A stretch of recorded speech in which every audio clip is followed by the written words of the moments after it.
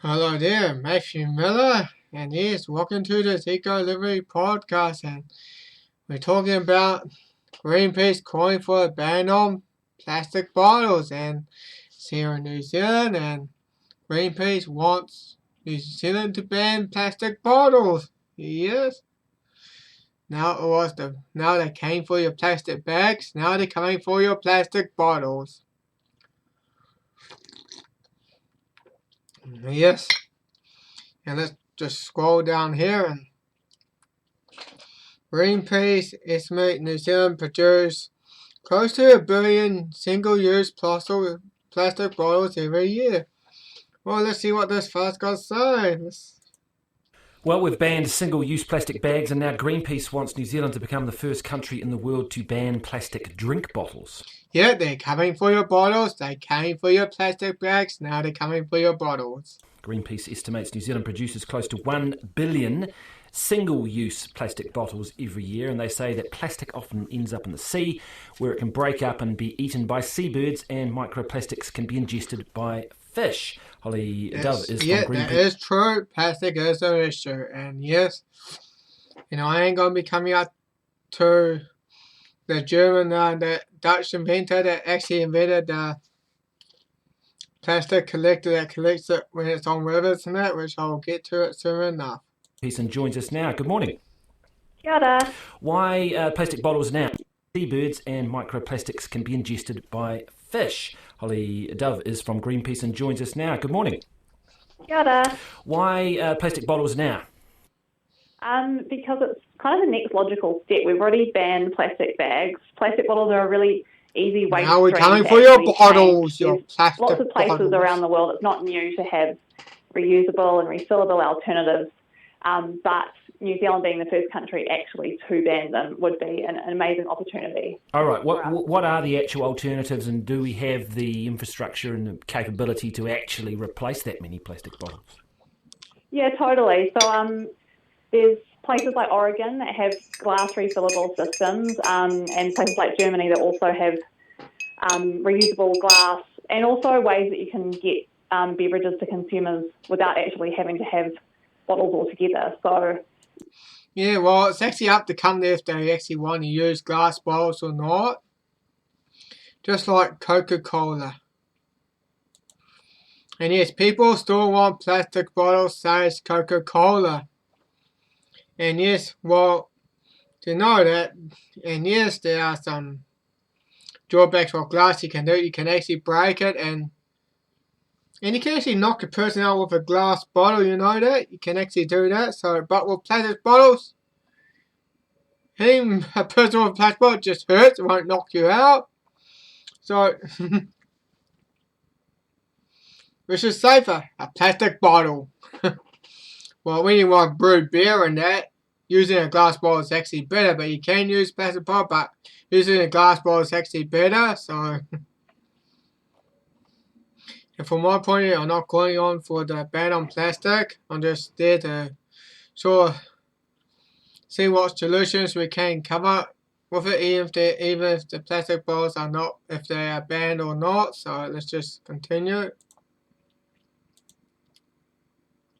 we already have our wine, our alcohol in glass bottles. There's no reason that we couldn't actually shift to be producing other beverages into glass containers. Well, the reason might be the lack of manufacturing capability of those containers to get to the scale that would be required. There ain't enough manufacturers. Well, you can actually get more in glass bottles, and I do actually I do buy milk that's actually in glass bottles. I can go and show it to you. I'll let you hear this as I go and get it. Well, one of the cool things about New Zealand is that we're about to get a container return scheme, so that's where you get cash back for your bottles. So we're already going to be designing infrastructure. There's no reason that we couldn't set up refill washing systems in local regional areas. These can also provide more jobs for people. I think what we're trying... And yeah, this is the glass bottle actually I got though, and my brother actually does sell it at the butcher, and yes, but it's a company that actually uses glass bottles for milk, and yes, and it's also up for the company. It shouldn't be up for the government to decide what products they should use to form their liquids. It should be up for the company and also up for the consumers as well. So I'm going to put this one back in the fridge. I'm going to let you hear that more as well. Trying to do is fix the problem that the drink manufacturing companies have created themselves. So they need to be able to find ways to get their beverages to people that isn't going to cost the planet or cost human health. Why can't we recycle these bottles? Why can't we put the money into a system whereby there's better plastic recycling? That would be amazing, but it hasn't happened. And the problem is that only 9% of plastic globally has actually been recycled. He said it hasn't happened. Well, the solution is there. You may have to look it up on the internet. Let's just go back to what she said. It's plastic recycling. That would be amazing, but it hasn't happened. And she said it doesn't happen. That's here. And you can actually recycle plastic and turn to 3D printed filaments. There's people making those machines that cuts up plastic and it goes into it where it gets melted and it turns into 3D printed filaments. And you can also turn it into fuel. So, you just, what? You should just think, oh, we don't have any other solutions, so we're just going to ban it because we don't have any solutions. Really?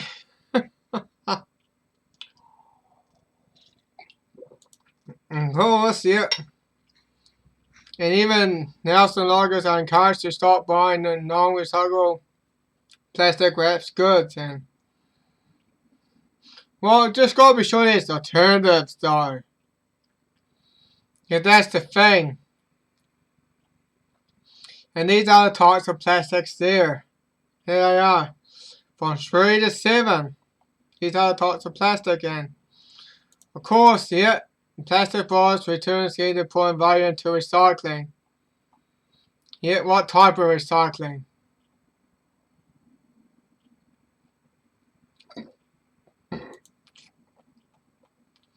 Not that. Come on. It's hideous. Put plastic within the water off the boss. Really? Really? It looks hideous. And it also rusts. And when it rusts, the water gets weakened. That means plastic, once the plastic gets loose, it just slides over back in the sea. So the thing's weak. It's hideous. So, and there's ways of recycling plastic, you know. There's ways of doing it, which I'm about to get to that soon. Yeah. Well, there's all a lot of plastic. It just looks like they've been just dumped there. Yeah, polycycling, yeah. Of course, do you know what the word poly means? Many. Means many. That's what the poly word means. Many. So let's just go to ocean cleaning, and there's a little child. There's a child that actually put her idea out. Let's see what she's got. Let's say.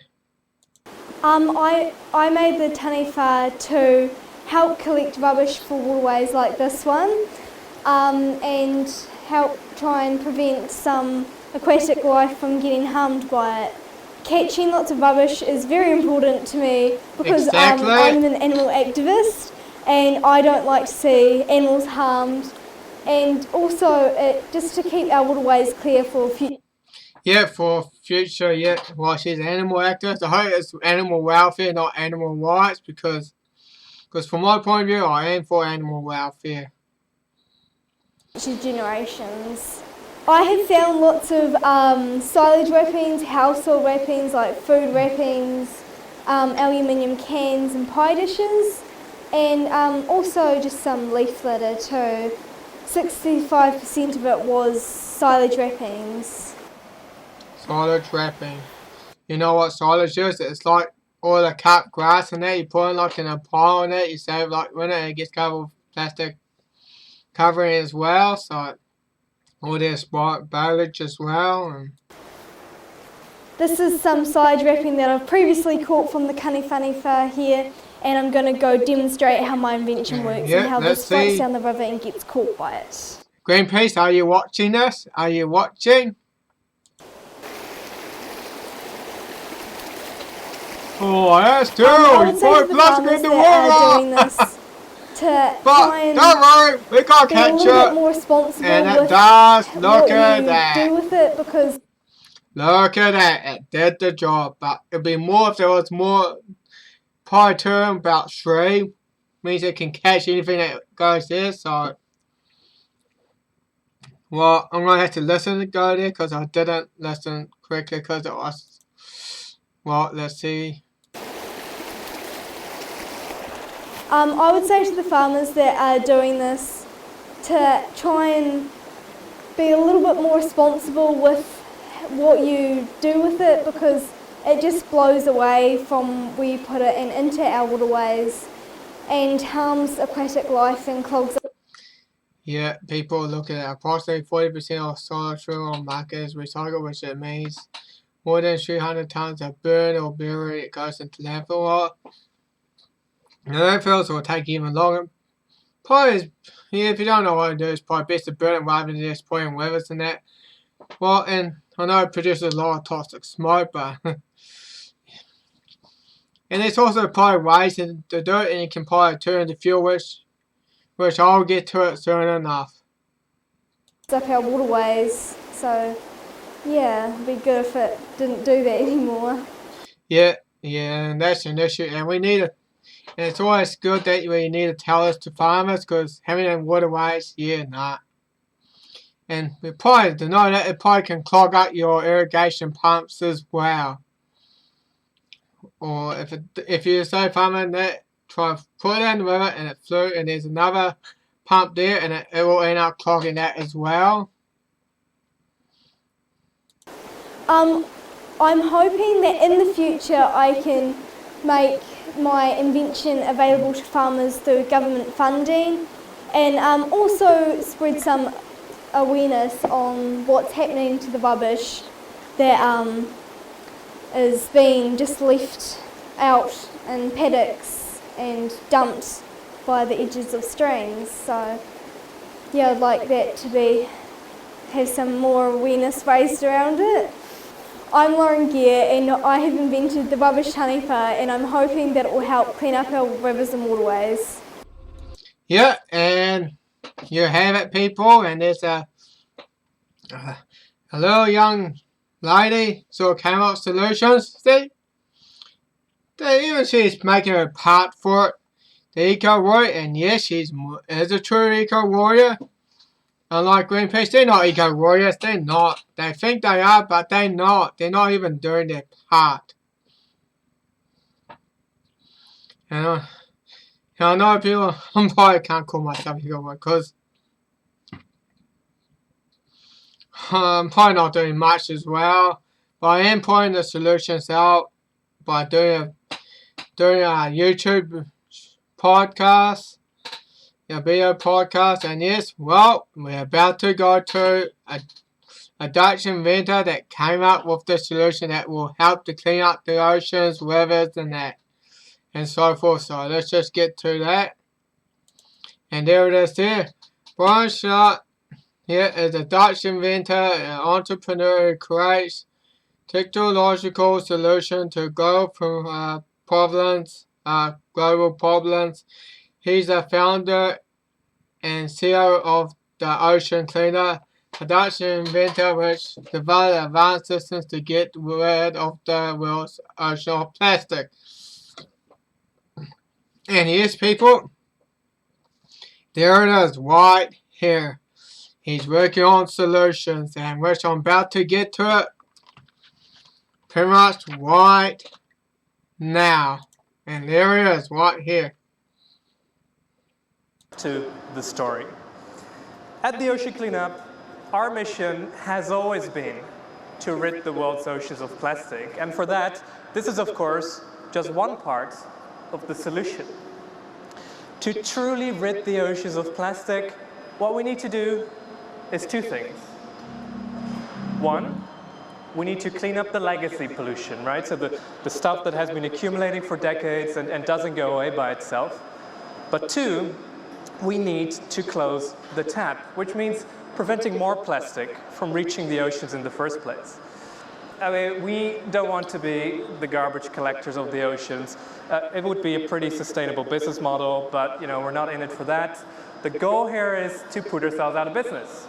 So for this reason, more than 4 years ago, we started a secret little side project to also try and invent a solution for the other side of the equation.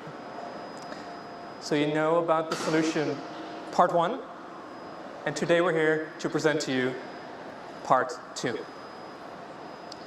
So where is all this plastic coming from?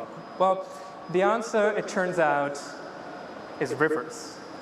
Yeah, look at that. Rivers are like the arteries Gross. that carry the trash from land to More sea. plastic. And When that's it the way rains, it should plastic be. washes from street to creek to river to ocean. And to be clear, I mean, this is all real. It's completely insane. And we've just been accepting that this is what's happening day in, day out around the world. So grown. What if we could stop this? Yeah, imagine What that. if we could intercept plastic in rivers before it reaches the oceans? There we So go. we started looking into rivers, but very soon we discovered that unfortunately nobody knew how many rivers nor which ones needed to be tackled. Are you listening, Greenpeace? Are you listening? Because he is showing the solution. And he's about to show it pretty soon. I'm not going to go through all the video because that is long, but I'll be having a link down below as well. So let's just keep going. So to quote Matt Damon in The Martian, it was time to science the shit out of this. And for that, we built this device, you see over here. So this is a monitoring system. And what you can do is you can attach it to a bridge, and what it does is that it scans the plastic that flows by. And then with a bit of help from artificial intelligence, it then allows us to automatically measure how much plastic is flowing out of a river. And well, I would like to show you more, but it's just so long, so I am just going to jump into about 10 minutes into the video. So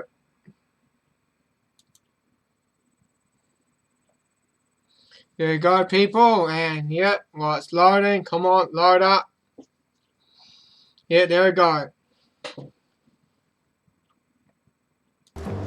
And if we then follow me to the front. So the way the Interceptor works is that the system is anchored to the riverbed and makes use of the natural flow of the river. Now, the first thing that the plastic encounters when it's flowing through the river is the barrier, which you see over here, which guides the plastic to the mouth. Are you watching, Greenpeace? You can see he's demonstrating the solution, how he's going to clean up the plastic in the river. So he has shown it to you how it's working. So, are you watching? Are you listening, Greenpeace? Are you listening? Of the Interceptor. So this is the barrier, plastic comes here, and then what you see over here is the conveyor belt, which then scoops the plastic out of the water. And you can see that the duckies almost get sucked into the Interceptor, and this is essential because for autonomy to work, you can't get this thing, you can't get the Interceptor clogged all the time. So as a solution, we made the belt permeable, and behind the belt, we created a flow channel so that the water flow can continue through the whole Interceptor without interruption. So, and that's what's creating the suction effect. So it's really these tiny details that really make the big difference for the efficiency.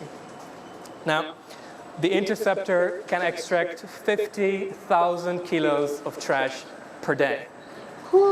That's a lot. That's the equivalent of about 1 million soda bottles in a single day. 1 million And soda actually, bottles. in the right conditions, And 1 million soda bottles. And like New Zealand, we produce like 1 billion or something. So Greenpeace estimate New Zealand produce close to 1 billion US plastic bottles. And that thing sucks out 1 million. So it's awesome. Let's just get back to it. And Greenpeace is just not watching. They need to look at this. He's got the solution. I don't know why Greenpeace hadn't came out with that in the first place. we think we can actually double this. So if we then move to the center of the machine, Yes.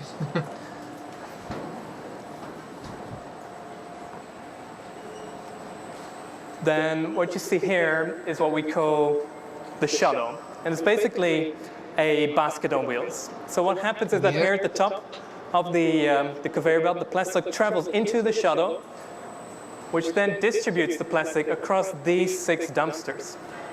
Thanks to this, the Interceptor can store huge amounts of trash. It can buffer 50 cubic meters of trash. And for those not familiar with the metric system, this equates to 271,000 Rubik's Cubes. So, just so you know. So what should happen is that once the shuttle is full, that the shuttle should move and dispose of the waste in one of the dumpsters that's not full yet. So let's see if that happens. So it begins a bit slowly, just to avoid debris from falling from the back. And then it arrives at the position. It has ultrasonic sensors to measure how much debris.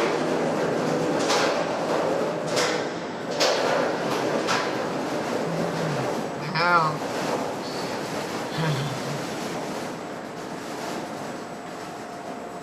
And there you have it. Yeah. All right. While we are here on the Interceptor, there is one more cool thing which I'd like to show you. Yeah, and I know he's got to show you more, but this will be in the link down below. So I ain't going to just jump almost about 19 minutes into the video. So let's.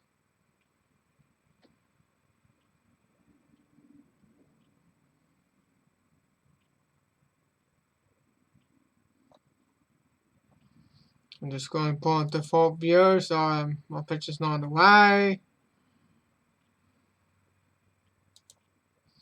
Yeah, you got it here.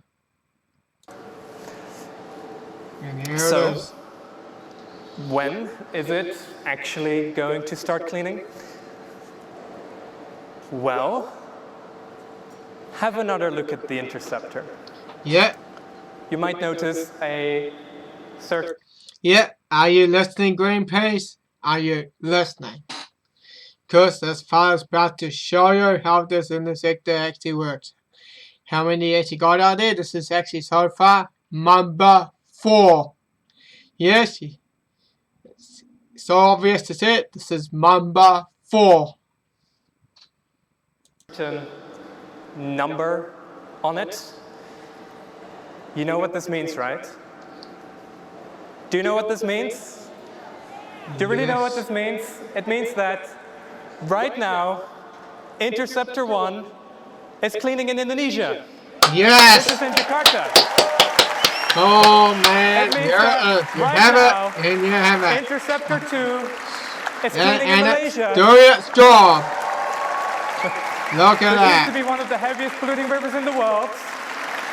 And it means that right now, Interceptor number 3 is prepared to be deployed in Vietnam. This is, Oh this is our boy, yard yes. in the Mekong Delta Oh as man, we speak. you have it, people. You actually have it. And then we come It's to to this Interceptor number 4. man here. Remember these This man videos that I'm showing going you. viral earlier this year? This was filmed in the beautiful Caribbean country of the Dominican Republic. And But what after a 10 days, mess. its crystal clear waters turned into this. Ooh, All this plastic that you're seeing here all covered is in coming out of plastic. a single river, Ooh. the Rio Osama. This machine, this very machine, is going to the Rio Osama. Yes. These images should soon Man, be it history. needs it now. Now, Oh boy. dirty river in, clean river out. Oh man. So, it's, And man, you have it. And the solution is here. Man, I don't know why Greenpeace is not really looking at it. They should be looking at it.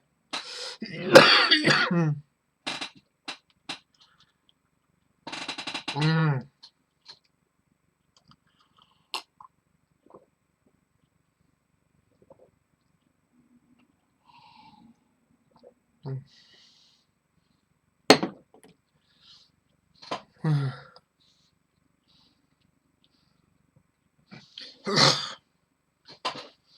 Well,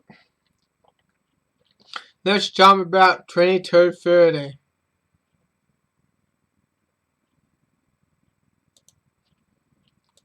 a supplement, if all else fails. Yet, out of all the possible things that we could do and that we should do, this is the only path that I could think of that could rapidly close the tap. Yes. Well, how fast? Now, remember that number of 1,000 rivers doing roughly 80% of the pollution? Our goal is to tackle those 1,000 rivers in 5 years' time. Wow, 5 years. Wow. And I'll say that, people, how many weeks in a year? It's about 52 and a half, so that brings it out to like around 262 weeks. And man, and roughly that's like around every second day. That's around every 2 days you'll see one of those to do eat a river. Every second day. So that's my estimate, people, and it's going to do that in 5 years, so it's like thousands of one of those. But it's only got 3 digits, so you might have to add another digit there. So, well, let's just continue on.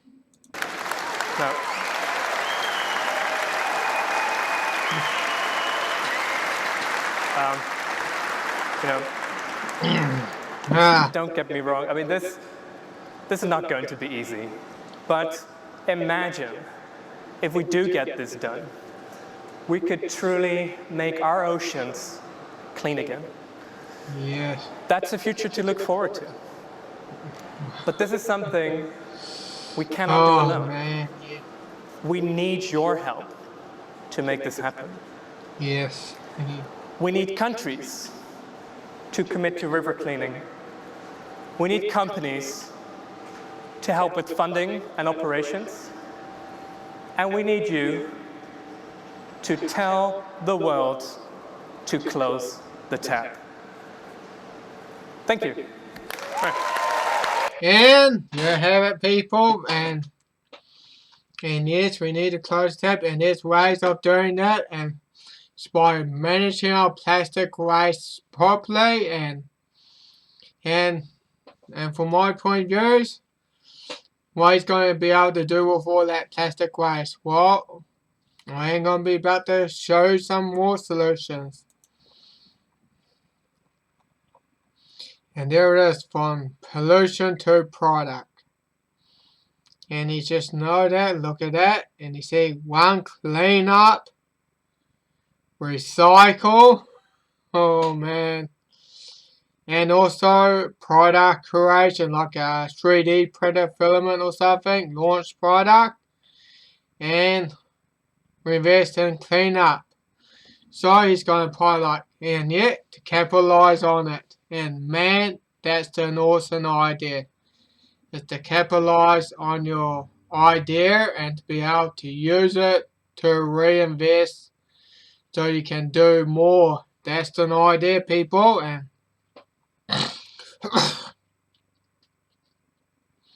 or $50 gets you the early access to the first product, well, there'll be $50 US, which I might actually do that one day. Because, man, boy, the solution is actually here. And man, and that's not what Greenpeace is actually looking at. They just, all they want to do is just ban, ban, ban, but the plastic pollution will always still be there for many decades. Banning it may stop more from entering the ocean, but the pollution will still be there. And this Dutch inventor has an idea, and he's going to capitalize on it, so he can reinvest in the idea, so he can do more of it. So, well, let's just get to it though, and as far as about to turn, precious plastic 3D printer filament maker, and which I'm about to show you that. It's for the default view, so. Alright, so I want to show you guys how we used our extrusion machine to make 3D printer filament. Yeah. Alright, so here's the extrusion machine. And there's the machine there, see? He puts it in the plastic, and he puts all the plastic chips in there, and it comes out through there, through all that heat, so. From our videos. And the shredded plastic is in here. It gets heated in this barrel, and then it comes out from the nozzle, as you can see. Wait, let me focus. And this is a key thing when making filament, to have a nice solid line. Wow. And this requires some tweaking and adjusting. So for instance, these are the temperature settings we use. And we also use a controllable engine, but you don't need this because you can also adjust with the nozzle, the output. But it takes a while before you have the right temperature settings. So we're currently extruding polypropylene, and this is what works for us, but it depends on your type of plastic, the environment, the speed. So like I said, tweak a little, try it out. Once you have it, write them down, never forget. Yeah. So the extrusion is just extruding very nicely the plastic. Then it goes onto this thing, and this thing basically, first thing it does, it cools down the plastic with some old computer fans. And this is all just used for cooling, to make sure it's cooled down before we're gonna wind it up. So here is the winding up taking place on the spool, which you can use on your printer. And you have it, people. That's how it's being made. I could show you more about it, but I'm already over my 30-minute mark, and I know I want to do more, but I am just going to move on to the next clip. And there it is right here. You can make practically anything with a 3D printer. All you need is filament, the plastic feedstock the printer uses to materialize your items. It is a fan duct, basically. And Tyler McNanny invented Filabot, a machine to recycle plastic into filament. We're working towards being able to recycle the widest range of plastics, so like soda bottles, milk jugs, really any plastic that you put in your recycling bin, we want to be able to turn it into a 3D print. Right now, his machines work with the kinds of plastic used for Legos, remote control cases, yogurt containers, even certain kinds of luggage and office items. And of course, any 3D print that didn't come out exactly the way you planned. This one is coming up on the edge. We could throw that in our system. Just put the plastic into a grinder and then put it into the filament. You put the pellets in, melting the plastic first, gets pressurized, heated up here, and then squirts out the nozzle. Tyler and his team assemble and package Filabot in Barry and continue to work on design there as well. As 3D printing becomes cheaper, better, and more common, he says Filabot has several selling points. It allows for really anyone to have that closed-loop recycling right where they are. So it helps the environment and saves money. But he also says it allows people to customize their filament. We have a plastic right now that we work with that has 80% brass in it, and it's really heavy. It feels like the metal. And you can polish it and make it look like the metal. He says that ability to make your own kind of filament has a lot of big-name companies buying Filabot. He says NASA, Google X, Ford, and Toyota are all customers, as well as the Pentagon and many. Yeah, they're already using it. They know the product power, and NASA, X, Google. Ford, and Toyota are all. Yeah, you can see it. They already use it. They know it recycles plastic, and it means reducing waste that's going out into the sea net, and it's getting recycled. And people, you have it. Customers, as well as the Pentagon and many more. He's pleased with what he's done so far, but Yeah. I'm not done yet. he's planning for more models that work with more materials in an industry that he believes will continue to matter more and more. And you have it, people. And I got more to say, but well, people, there's the solution. And this is really more educational though, because I am showing you the solution. And this Greenpeace spokeswoman think there's no solution. And no solution is ban, ban, ban. But she's wrong. She is absolutely wrong. She doesn't think there's a solution, but the truth is, the solution is here. People are trying things out, inventing technology that's going to solve issues like the plastic issue that's already been done, and especially from the Dutch inventor as well. And I do have to, and I ain't going to be having the link down there below. And one last thing before I head off is this. Yeah, science can turn plastic bags into fuel. Carbon. The plastic polyethylene is a long chain of carbons and hydrogens with some strong double bonds between chunks. Petroleum, it's also just a chain of carbons and some hydrogens. Both of these things are polluters, and both come from hydrocarbons of natural gas and crude oil. It might seem like alchemy, but what if there was a way to take all the hydrogens and carbons in crappy plastic and rearrange the atoms into the hydrogens and carbons of a fossil fuel? Guess what, fam? Now there is! Yes. This paper's blank. We just wanted to do something dramatic. Anyway, a 2016 paper in Science Advances announced they were able to turn polyethylene into energy, potentially solving two polluting problems with one variable. In their study, the researchers took plastic from bottles, food packaging, and shopping bags, recycling plastic numbers 2 or 6, and mixed it with a catalyst, breaking those long chains of hydrocarbon plastic into an alkane. Alkanes are a class of hydrocarbon. We often burn alkanes for energy, like methane, propane, or butane, for example. By their chemical calculation, they got 56% of the plastic to degrade into alkane oil products, namely diesel. Yep, these scientists were able to turn plastic shopping bags into diesel fuel with a waxy byproduct. That waxy byproduct can then be sold and used for resins and coatings, and the catalyst is reusable after the chemical reaction is completed, and of course you have diesel. But to be honest, this does feel kind of like alchemy, but it is needed. There are a lot of other plastics out there that we need to deal with. The polyethylenes in this process, remember, are only 2s or 6s, but there are dozens of other plastics that accumulate in landfills and oceans. According to the American Chemical Council, if we can figure out this trash-to-energy pipeline, it could create $9 billion in economic output and tens of thousands of new jobs. And they're not the only ones advocating for this. In Australia and the United Kingdom, various startups are converting polystyrene, plastic number 6, as well as 2s, 5s, and 7s, into biofuels. Global plastic production is ridiculous. In 2013, according to World Watch, 299 million tons of plastics were created. 10 to 20 million tons of that ended up in the ocean, with millions of tons ending up in landfills. In Europe, they found 26% of the plastics consumed were recycled, but in the US, only 9%. So take that polyethylene, for example. As a product, it comprises 60% of all the plastic trash in landfills. Once there, it breaks into smaller and smaller pieces, but never truly disappears.